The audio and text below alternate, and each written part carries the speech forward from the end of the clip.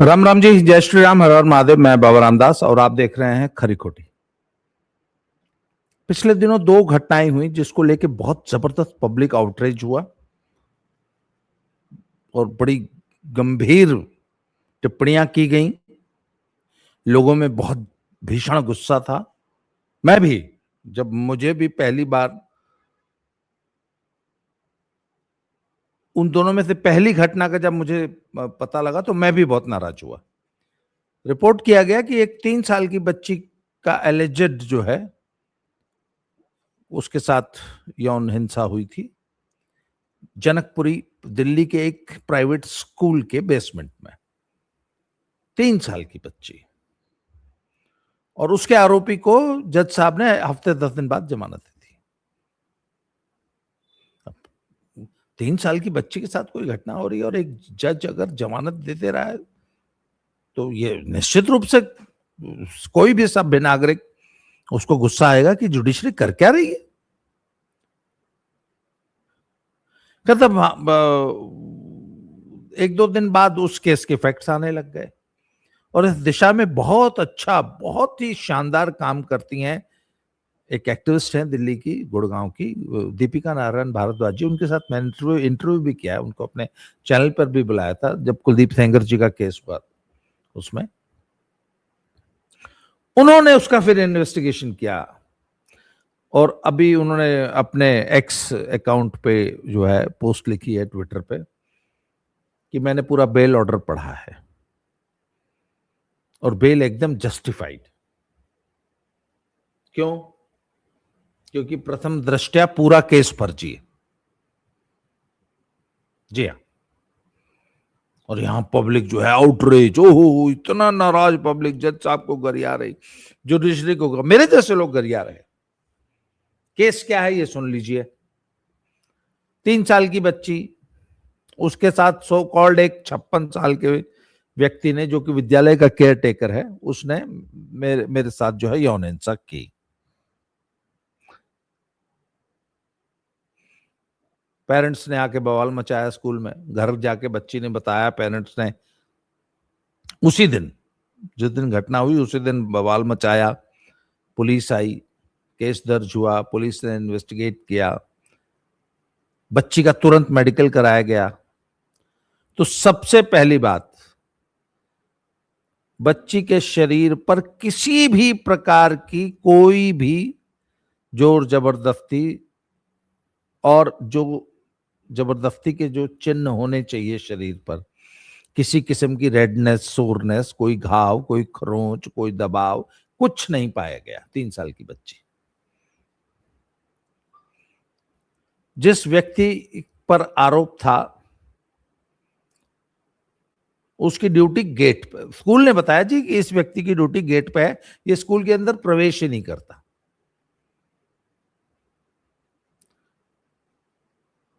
हम भी एक विद्यालय चलाते हैं, हमें भी पता है स्कूल के क्या तौर तरीके होते हैं। और आजकल स्कूल के चप्पे चप्पे में सीसीटीवी होता है, उस स्कूल में भी था। और आजकल पुलिस का इन्वेस्टिगेशन के 2-3 तरीके तो एकदम सेट है। सबसे पहले सीसीटीवी, उसके बाद कॉल रिकॉर्ड। कैसा भी बड़ा से बड़ा शातिर अपराधी है, कैसा भी क्राइम हुआ है, उसका डिजिटल फुटप्रिंट, उसका फोन, सीडीआर, उसकी पूरा सोशल मीडिया बिहेवियर, किसको फोन किया, कितने देर बात किया, किसका फोन आया, किन किन लोगों से फोन पे बतियाता है, सब पूरा 1 सेकंड में पुलिस जो है पूरा रिकॉर्ड इकट्ठा कर लेती है। और सीसीटीवी, तो उस व्यक्ति का भी सीसीटीवी देखा गया। तो सब घटना है 8:30 से दिन में 12 बजे के बीच की। उस व्यक्ति का सीसीटीवी देखा गया। तो 7:45 पे वो विद्यालय में आया है, उसने रिपोर्ट किया है और सीधे गेट पे अपनी ड्यूटी पे बैठ गया है। उसका काम है सिर्फ बच्चों की, पेरेंट्स की और टीचर्स की एंट्री को रिकॉर्ड करना, एंट्री को रेगुलेट करना, जैसे स्कूलों में होते हैं गेट कीपर्स। भाई टीचर, उसको मालूम है हाँ ये रोज जाता है, ये बच्चा रोज आता है, इसको छोड़ने कौन आ रहा है बच्चे को, कोई बच्चा अनाधिकृत बाहर तो नहीं जा रहा है, एक बार अंदर आ गया तो, यही सब देखता है गेट कीपर। हमारे विद्यालय में तो अगर बच्चे को बीच विद्यालय में या अनाधिकृत, जो रेगुलर उसकी जो बिहेवियर है उससे अलग। अगर स्कूल से बाहर जाना है तो गेट पास बनता है, गेट पास के बिना आपको गेट से बाहर निकलने नहीं देगा। वैसे कुछ बच्चे दीवार फांद के भी भाग जाते हैं बड़े वाले, वो अलग बात है। गेट कीपर का काम ये बता रहा हूं आपको मैं। और गेट पे 2-2, 3-3, 4-4 सीसीटीवी।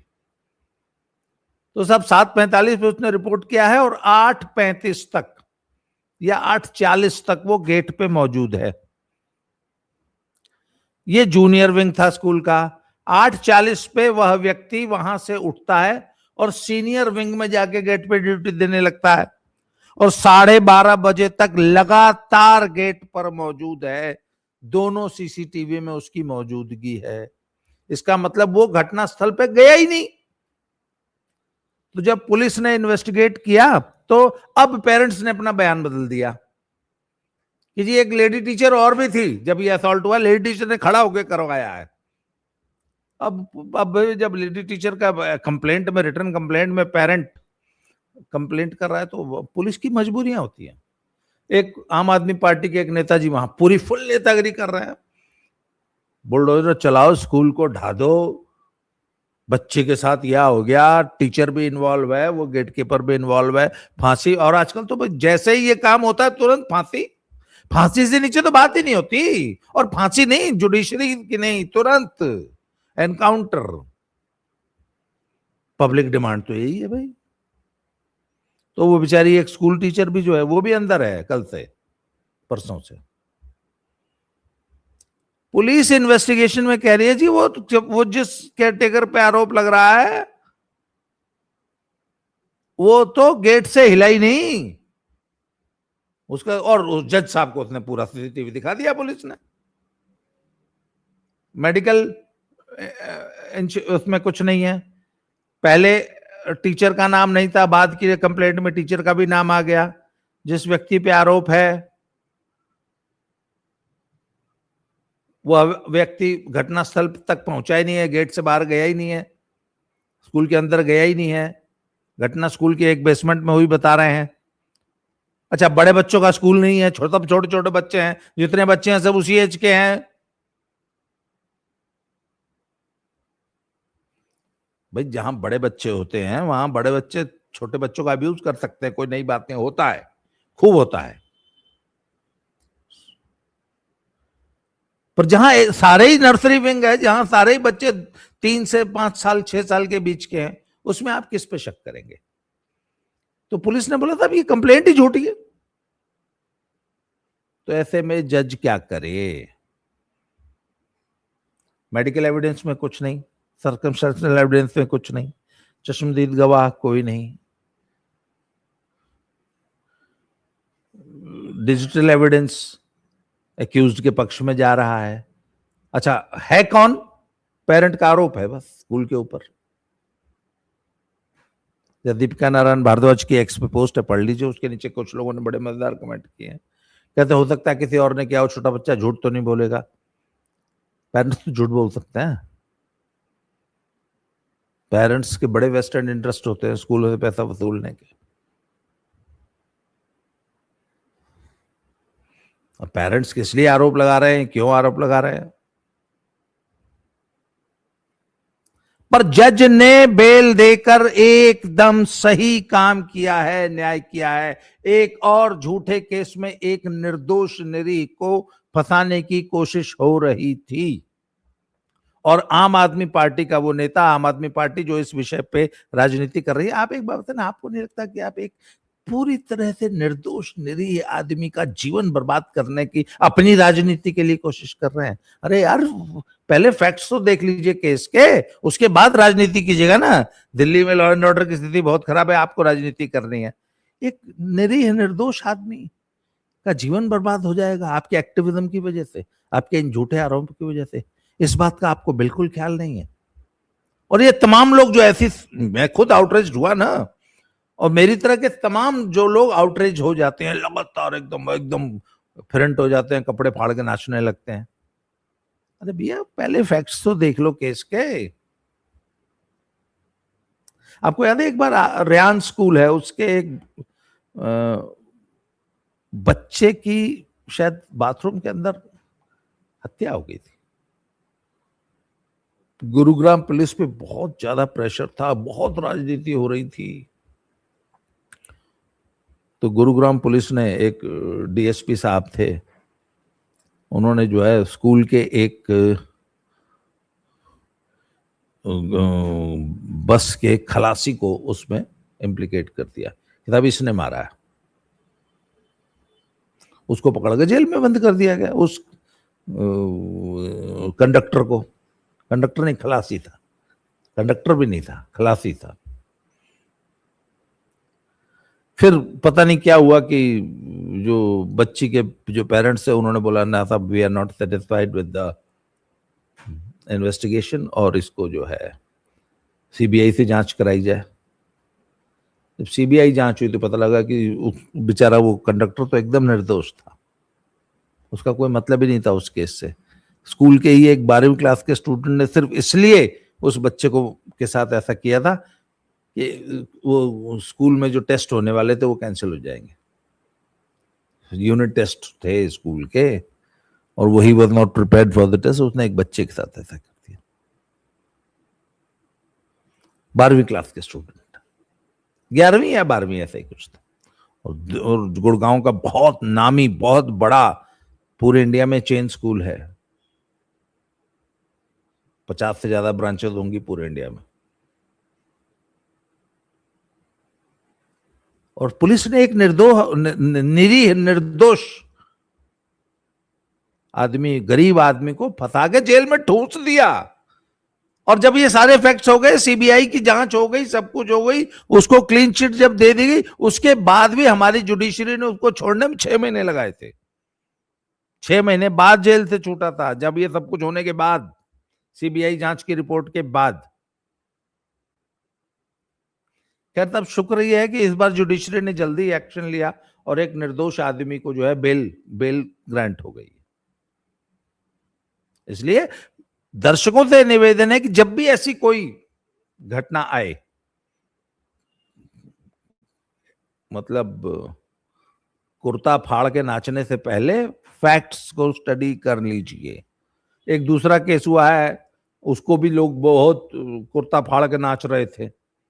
ओ निर्भया, दूसरा निर्भया कांड हो गया। क्या, चलती बस में कंडक्टर और ड्राइवर ने एक महिला के साथ डैश डैश डैश डैश कर दिया, सामूहिक डैश कर दिया। अरे बाप रे बाप, दूसरा निर्भया हो गया दिल्ली में। अब साहब बहुत जबरदस्त प्रेशर आ गया। लग्जरी बस थी, वो जो बसें नहीं चलती जो आजकल एसी बसेस होती हैं जिनमें कैबिन्स बने होते हैं स्लीपर, मैं उनमें हमेशा ट्रेवल करता हूं, वो वाली बस थी। तो सबसे पहले तो पुलिस ने, आरोप यह था कि बस दिल्ली में घूमती रही और गाड़ी में जो है अंदर जो उसका स्टाफ है उस महिला के साथ यौन हिंसा करता रहा। तो सबसे पहले तो पुलिस ने कहा कि नहीं, ये तो गलत बात है। हमने सारा एरिया का सीसीटीवी चेक कर लिया है, बस बिल्कुल भी रोड पे चल नहीं रही थी, एक जगह खड़ी थी। खैर, सब ड्राइवर और कंडक्टर साहब जो है पकड़ लिए गए। महिला ने को बोला चल भाई मेडिकल करा, बोला नहीं नहीं मैं मेडिकल नहीं कराऊंगी, मेरे बच्चों का खाना कौन बनाएगा। मेडिकल नहीं कराया उसने। फिर जब पुलिस ने पकड़ लिया तो ड्राइवर और खलासी को, अच्छा 99% केसेस में पुलिस सच्चाई जानती है, उनका रोज का काम है। और दिल्ली में कौन सी घटनाएं कैसे होती हैं, क्या होती हैं, कैसे आरोप लगाए जाते हैं, ये सब पता होता है। सब उन्होंने इन्वेस्टिगेशन करी, बोला नहीं सर ये कुछ नहीं था, she is a paid worker, वो तो हमारे साथ अपनी मर्जी से, she had a arrangement with us, वो आई थी, उसके बाद अपनी मर्जी से उसने हमारे साथ गाड़ी में जो है व्यवहार किया। और उसके बाद वो पैसे को, मैं जरा ये अपना चार्जर लगा लूं, पैसे को लेके कुछ जो है डिस्प्यूट हुआ, पैसे के लेन देन में। एक मिनट है,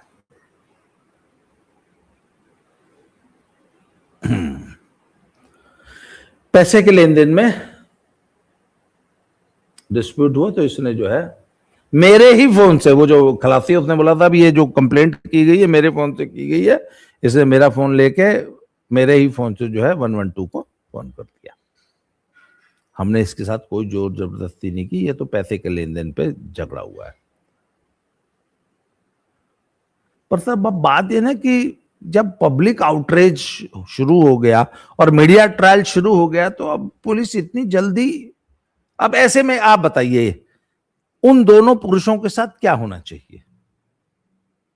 जब महिला ने जो है वो तो विक्टिम होली काऊ है, वो तो कुछ गलत कर ही नहीं सकती। उसका तो खाली जज साहब भी कहते हैं कि महिला का सिर्फ बयान काफी है, सिर्फ उसने बयान दे दिया, मेडिकल कराए चाहे ना कराए, एविडेंस दे चाहे ना दे, कुछ प्रूफ हो चाहे ना हो, महिला ने अगर आपके खिलाफ बयान दे दिया तो आपकी जिंदगी बर्बाद है, जाइए जेल। क्यों? होली काऊ है, महिला है वो, उसने बोल दिया आपने ऐसा किया है तो फिर आपने किया है, बात खत्म। ये तो सब एटीट्यूड है हमारे कानून बनाने वालों का, हमारी सरकारों का, हमारे मीडिया का। क्या करेंगे आप? तो वो दोनों, खैर फिलहाल दोनों खलासी और ड्राइवर जेल में है, और पुलिस ने ये इस थ्योरी को डिबंक कर दिया कि नहीं, कोई जोर जबरदस्ती नहीं हुई है। पर बात यह ना कि पुलिस एकदम एफआईआर लगा के क्लीन चिट भी नहीं दे सकती। जुडिशियल प्रक्रिया इतनी जटिल है, नंबर 1। नंबर 2, उस पर इतनी ज्यादा पॉलिटिक्स होने लगेगी, लोग होली काउच के लिए छाती पीटने लगेंगे, होली काउच को के पक्ष में राजनीति करने वाले सैकड़ों हजारों ग्रुप आ जाएंगे, सरकार तुरंत प्रेशर में आ जाएगी कि भैया चाहे कुछ हो जाए, होली काऊ को नहीं छू सकते। होली काऊ ने जो बोल दिया वो बोल दिया, पुरुष समाज जाए मरे सड़े जेल में।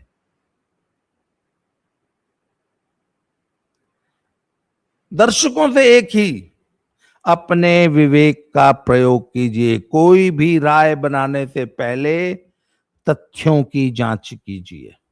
अच्छा, ये कोई पहली बार ऐसा नहीं हुआ पैसे के डिस्प्यूट को लेके लड़की ने जो है पुलिस बुला ली और केस कर दिया। ऐसे तो सैकड़ों केसेस दिल्ली में पकड़े गए हैं।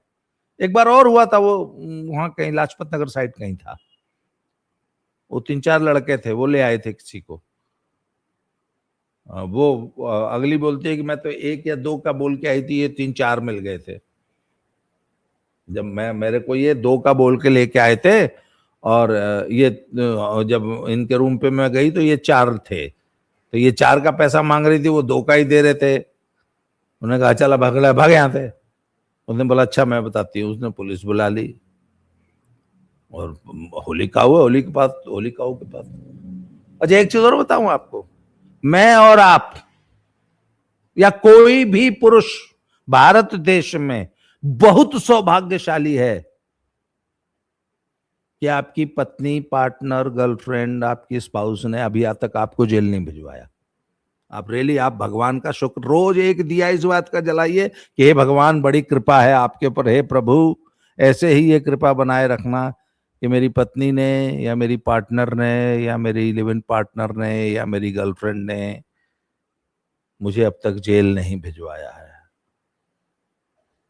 सिर्फ एक फोन